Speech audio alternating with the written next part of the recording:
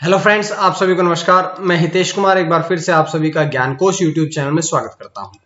आज है 23 फरवरी और 23 फरवरी से जितनी भी करंट अफेयर्स बनेंगी वो हम आज की वीडियो में चर्चा करेंगे। इस वीडियो का पीडीएफ आप सभी को ज्ञानकोश टेलीग्राम चैनल पर मिल जाएगा या ज्ञानकोश नाम से ही फेसबुक पेज है, आप लोग वहां से भी इसके पीडीएफ को डाउनलोड कर सकते हैं। तो चलिए शुरू करते हैं आज की कुछ महत्वपूर्ण करंट अफेयर्स। बात करते हैं सबसे पहले प्रश्न की। तो सबसे पहला प्रश्न आपकी स्क्रीन पे है कि हाइड्रोजन ईंधन के लिए भारत ने किसके साथ समझौता किया है। अब देखिएगा, हाइड्रोजन ईंधन के लिए भारत ने जो समझौता किया है वो किसके साथ में किया है। तो भारत ने जो हाइड्रोजन ईंधन के लिए समझौता किया है वो किया है ऑप्शन ए, यानी कि ग्रीन स्टेट नॉर्वे के साथ में ये भारत ने समझौता किया है। अब इसके साथ में बात करते हैं इस प्रश्न से संबंधित और जानकारी, जैसे कि ये जो हाइड्रोजन ईंधन के लिए ग्रीन स्टेट नॉर्वे के साथ में भारत की तरफ से समझौता किया गया है, ये किया गया है IOCL यानी कि इंडियन ऑयल कॉर्पोरेशन लिमिटेड के द्वारा। अब इस समझौते का मुख्य उद्देश्य क्या है। तो इसका उद्देश्य है कि हाइड्रोजन पर उत्कृष्टता केंद्र स्थापित करना, हाइड्रोजन पर उत्कृष्टता केंद्र स्थापित करना ही इसका मुख्य उद्देश्य है। इसके बारे में बात करते हैं कि IOCL, देखिएगा IOCL ने तो ये समझौता किया है, तो IOCL की सबसे पहले तो हम पढ़ेंगे full form, Indian oil corporation limited. Indian oil corporation limited जो है वो है इसकी फुल फॉर्म। उसके बाद हम बढ़ते हैं इसकी स्थापना कब हुई थी। तो इसकी स्थापना 30 जून 1959 में करी गई थी। मुख्यालय कहां पे है, तो इसका मुख्यालय है नई दिल्ली में, लेकिन जो IOCL का रजिस्टर्ड मुख्यालय है वो है मुंबई में। तो दो इसके मुख्यालय है, नई दिल्ली और मुंबई दोनों। और यहां से एक इंपॉर्टेंट प्रश्न ये बनता है कि इसके चेयरमैन कौन है, हाइड्रोजन ईंधन के चेयरमैन कौन है। तो वो है श्रीकांत माधव वैद्य। श्रीकांत माधव वैद्य जो हैं वे इसके वर्तमान में चेयरमैन है यानी कि अध्यक्ष हैं। तो ये पूरी जानकारी हमने इस प्रश्न से पढ़ ली है। उसके बाद बढ़ते हैं अगले प्रश्न की तरफ। तो अगला प्रश्न यानी कि प्रश्न नंबर 2 आपकी स्क्रीन पे है कि पासेक्स नौसेना अभ्यास का आयोजन भारत और किस देश के बीच में हुआ है। भारत और कौन सा ऐसा देश है जिसके बीच में अब पासेक्स नामक जो समझौता हुआ है या जो ये नौसेना अभ्यास है ये शुरू हुआ है। तो ये भारत और इंडोनेशिया के बीच में, यानी कि ऑप्शन डी जो है वो आपका यहां से सही रहेगा। तो बात कर लेते हैं इंडोनेशिया और भारत के बीच में जो शुरू हुआ है पासेक्स नौसेना अभ्यास, इसके बारे में। ये भारत इंडोनेशिया दोनों के बीच में हुआ है अरब सागर में और 18 फरवरी से शुरू हुआ है। 18 फरवरी से इसका शुभारंभ जो है वो अरब सागर में किया गया है, क्योंकि नौसेना अभ्यास है तो इसका आयोजन जो है वो तो सागर में ही किया जाएगा या पानी में ही किया जाएगा। इस जो नौसेना अभ्यास है इसकी कुछ खास बात यह है कि इसमें भारत के कौन से जहाज ने इसमें भाग लिया है। तो भारत का INS तलवार और इंडोनेशिया नेवी का मल्टीरोल कार्बेट KRI बंगतोमो, इन दोनों नौसैनिक जहाजों ने इसमें भाग लिया है। इसके बाद बात करते हैं कि इसका उद्देश्य क्या है। तो इस पासेक्स नौसेना अभ्यास का मुख्य उद्देश्य है कि जो परिचालन अंतर और उनके बीच में समग्र सहयोग को बढ़ावा देना, परिचालन का अंतर और बीच में जो समग्र सहयोग, दोनों की तरफ से सहयोग को बढ़ावा देना भी इसका मुख्य उद्देश्य है। अब देखिएगा, ये इंडोनेशिया के बीच में शुरू हुआ है, भारत और इंडोनेशिया के बीच में। तो इंडोनेशिया के बारे में कुछ बातें हमें पढ़ेंगे, जैसे कि इंडोनेशिया की राजधानी क्या है, जकार्ता। इंडोनेशिया की राजभाषा कौन सी है, इंडोनेशियाई। इंडोनेशिया की जो राष्ट्रपति है वो है जोको विडोडो जो है वे राष्ट्रपति है इंडोनेशिया के। और उपराष्ट्रपति कौन है, तो यूसुफ काला जो है वे उपराष्ट्रपति है इंडोनेशिया के। यहां एक इंपॉर्टेंट प्रश्न ये बनेगा कि इंडोनेशिया देश को इटली से स्वतंत्रता कब मिली थी। तो इंडोनेशिया की घोषणा करी गई थी 17 अगस्त 1945 को, लेकिन इसे मान्यता प्राप्त हुई थी 27 दिसंबर 1949 को। 27 दिसंबर 1949 को इसको मान्यता प्राप्त हुई थी। तो ये पूरी जानकारी है इस प्रश्न से हमने पढ़ ली है। उसके बाद है अगला प्रश्न यानी कि प्रश्न नंबर 3 के ऑस्ट्रेलियाई ओपन 2021 टेनिस प्रतियोगिता जो कि प्रति वर्ष आयोजित की जाती है, इसमें महिला विजेता कौन बनी है। तो अब चौथी बार नाओमी ओसाका जो है वे ऑस्ट्रेलियन US ओपन 2021 की महिला विजेता बनी है। तो चलिए इसके बारे में पूरी जानकारियां प्राप्त करते हैं। जैसे कि नाओमी ओसाका जो है वे जापान की खिलाड़ी है और ये उनका चौथा ग्रैंड स्लैम खिताब है। तो देखिएगा, उन्होंने 2 बार ऑस्ट्रेलियाई ओपन खिताब जीता, कब 2019 में और अब 2021 में दोबारा से। उसके साथ साथ 2 यूएस ओपन भी जीते हैं, यूएस ओपन 2018 में और 2020 में उन्होंने ये खिताब जीते हैं। अगर बात करें हम कि उन्होंने किसे हराया, तो उन्होंने अमेरिका की जेनिफर ब्रैडी को हराया है। जेनिफर ब्रैडी जो है अमेरिकी टेनिस खिलाड़ी है, जिनको हरा करके अब नाओमी ओसाका जो है वे यूएस ओपन 2021 की विजेता बनी है। इनके साथ साथ देखिएगा पुरुष विजेता कौन बने हैं, तो पुरुष विजेता जो है वो है नोवाक जोकोविच। नोवाक जोकोविच जो है वे इस प्रतियोगिता के विजेता भी हैं। इसके साथ अगर हम बात करें नोवाक जोकोविच की, तो उन्होंने कुल मिलाकर 18 मेजर ग्रैंड स्लैम खिताब जीते हैं और उन्होंने हराया किसको है, तो ऑस्ट्रेलिया के ओपन क्राउन डेनियल मेदवेदेव को उन्होंने हराया है और उनको हरा करके नोवाक जोकोविच पुरुष विजेता बने और नाओमी ओसाका जो है वो महिला विजेता बनी है। अब ये बात पढ़ने की है कि Australia open grand slam tennis प्रतियोगिता क्या है। ये ऑस्ट्रेलियन ओपन जो है ये सबसे पहले 1904 में आयोजित किया गया था, लेकिन उस समय इसका नाम ऑस्ट्रेलिया ओपन नहीं था बल्कि इसका नाम था ऑस्ट्रेलियन चैंपियनशिप। उसके बाद में 1969 में इस टेनिस प्रतियोगिता का नाम बदल के ऑस्ट्रेलिया ओपन रख दिया गया था और ऑस्ट्रेलिया ओपन जो है अब तक 5 ऑस्ट्रेलिया के शहरों में आयोजित की जा चुकी है। तो ये सारी जानकारियां थी। सबसे ज्यादा नोवाक जोकोविच जो है वो 8 बार जीत चुके। नोवाक जोकोविच जो है वे 8 बार इस प्रतियोगिता को सर्वाधिक बार जीत चुके हैं। तो ये पूरी जानकारियां थी जो कि इस प्रश्न से हमने पढ़ ली है। उसके बाद बढ़ते हैं अगले प्रश्न की तरफ। तो अगला प्रश्न आपकी स्क्रीन पे है कि अटलांटिक महासागर को पार करने वाली सबसे युवा एकल महिला कौन बनी है। अटलांटिक महासागर जो है इसको पार करने वाली सबसे युवा एकल महिला कौन बनी है।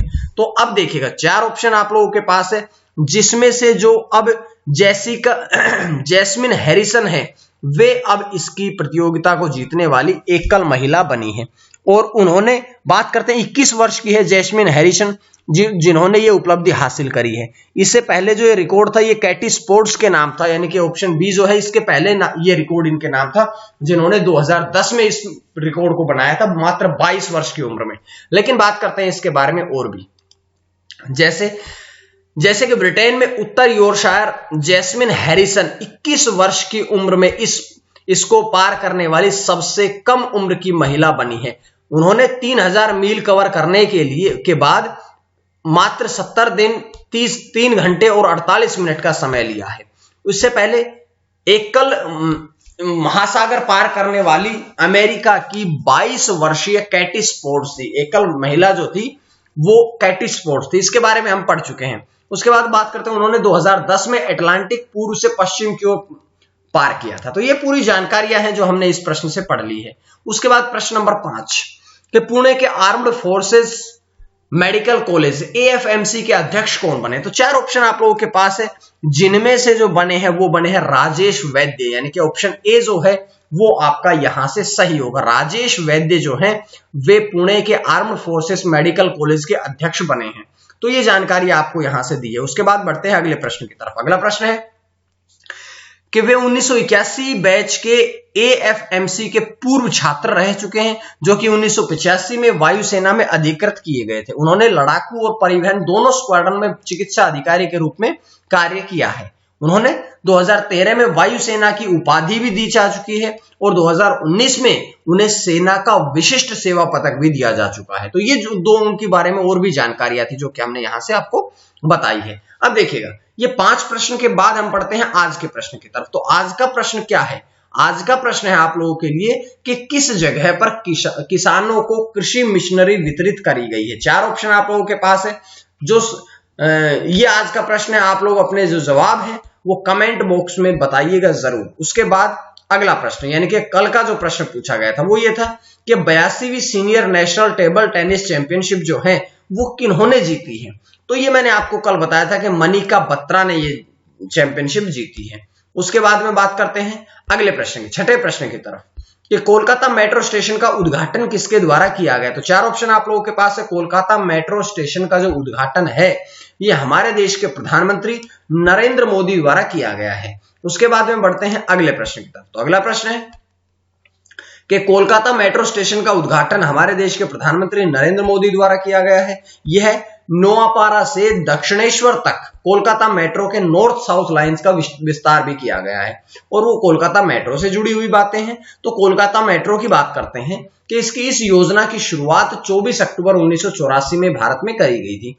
ये भारत की पहली भूमिगत और मेट्रो रेल प्रणाली भी है। यहां से ध्यान रखिएगा, दिल्ली से भी पुरानी जो है वो कोलकाता मेट्रो है। इसके बाद में 1984 में तो ये कोलकाता में शुरू करी गई थी, इसके बाद में दिल्ली में तो मेट्रो जो है वो 2002 में आई है। तो ये इंपॉर्टेंट जानकारी है जो इससे संबंधित भी मैं आपको देता रहता हूं।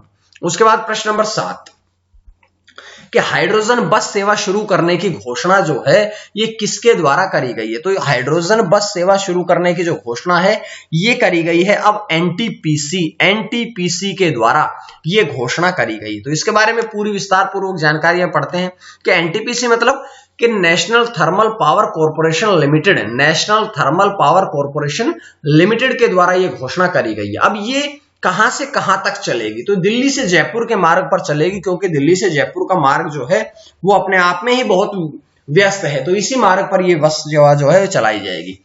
अब ये एनटीपीसी ने बनाने की घोषणा करी है, चलाने की घोषणा करी है। तो एनटीपीसी के बारे में थोड़ी बातें पढ़ते हैं। जैसे कि एनटीपीसी की full form national power thermal corporation limited, इसकी हुई फुल फॉर्म। स्थापना कब हुई थी, तो 7 नवंबर 1975 को। मुख्यालय कहां पे है, नई दिल्ली में। और इसके चेयरमैन और प्रबंध निदेशक कौन है, गुरदीप सिंह। तो ये पूरी जानकारियां जो है वो मैं इससे संबंधित भी आपको देता रहता हूं। तो इस प्रकार से आप लोग करंट अफेयर को पूरी तरह से अच्छी प्रकार से आपकी करंट अफेयर कवर हो जाती है।